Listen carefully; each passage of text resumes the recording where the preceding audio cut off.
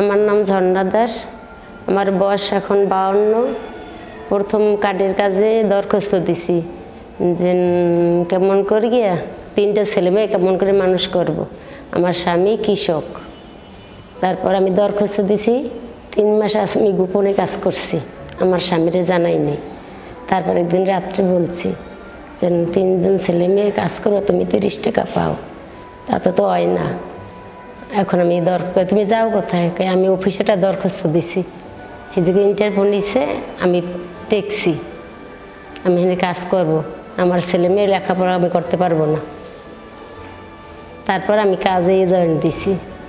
আমার পরীক্ষা লইছে, আমি পারছি।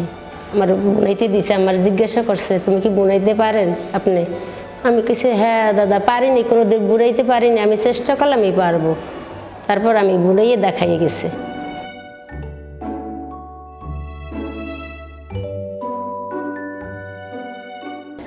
আমার প্রথমে আমার শ্বশুর শাশুড়ি, আমরা স্বামী স্ত্রী 2জন 4জন, আমার ছেলে 2জন মেয়ে 1জন। আমার স্বামী কাজ করে 30 টাকা প্রতিদিন। 30 টাকা তো সারা জীবন আমার জীবনটা চলবে না। আমার পোলামা জীবনের উদ্দেশ্য ছিল আমি লেখাপড়া করব।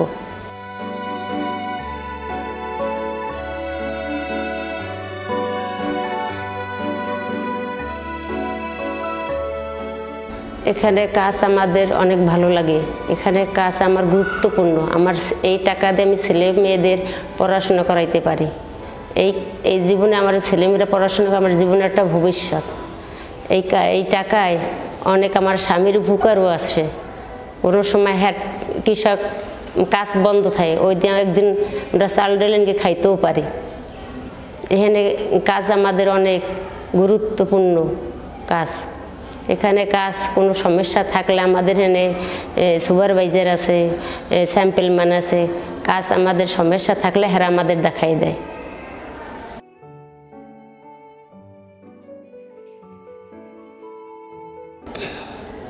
এই কাজ করি আমি দাদা অনেক, আমার জীবনে অনেকটা আশা কাজ করি। কিন্তু দাদা বাড়ি গেল হেরাও ভাবে যেন বউ তো অনেক কাজ করে, হের তো একটু জিরান বিশ্রাম আছে, হেও সহযোগিতা করে, সুতোটা ছাড়িয়ে দেয় এবং এক পরে জল না থাকলে এক পর জল এনে দেয়, যে হেও তো একজন মহিলা, হেও তো একটু কাজ করে, আমার পাশে হেও দাঁড়ায়, হে তো অনেক টাকা ইনকাম করে আমারে দেয়, নাহলে আমার তো খরচ ছেলে মেয়েদের খরচ অনেক দেওয়া লাগতো।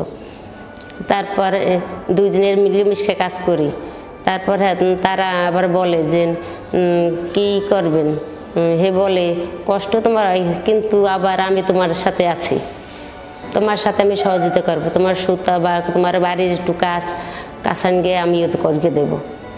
কিন্তু এখন জীবনে আমার আশা ছিল বড় ছেলে মেয়েরা আমার পড়াশোনা করবো, চাকরি করবো, এইটা আমার জীবনের বড় আশা। আর আরও আশা ছিল আমি শেষে রিটায়ার্ড হব, কিছু আমার বেনিফিট থাকবে, তাহলে নাতিপুতির নিয়ে একটু ঘুরবো ফিরবো, খাবো লাবো শেষ জীবনে। হ্যাঁ দাদা, আমি রিটায়ার্ডের সময় আমাদের এখানে গ্রাজুয়েট প্রভিডেন্ট ফান্ডের টাকা রাখে, ওই টাকা দিয়ে পরে আমাদের যাওয়ার সময়, চাকরি ছাড়ার সময় ওই টাকা আমরা পাবো।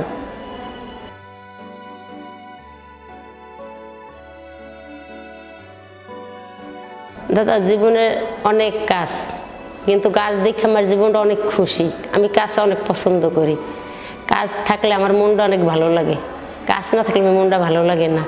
কারণ কাজ জীবনে একটা ভবিষ্যৎ, কাজে থাকলে মানুষের কত যে উৎসাহটা থাকে, যে এই জীবনের আমরা এই জিনিসটা করতে পারবো, এই জিনিসটা একটা ভালো লাগবে, এই জিনিসটা আমরা অনেক কিছু একটা শেখার জিনিস আছে। আমি এই জিনিসটা বানাইতে পারলাম না, কিন্তু দেখলাম স্যাম্পল মানে আমার ইচ্ছে করে ওই জিনিসটা আমি যদি বানাই দেওয়া না, মানে অনেক তো মনে ভালো লাগে, জিনিসটা বানাইলে আমারও তো গর্ব হয়ে যায়।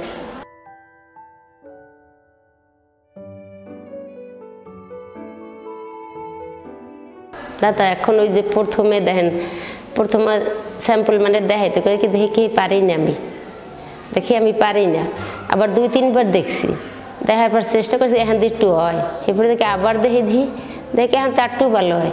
এখন দেখি যে পুতুলগুলা ওয়াশক্লথগুলা কত লোকে আমার দাদা এই মাসেও মানে আমি 80-90টা পুতুল কমপ্লিট করছি।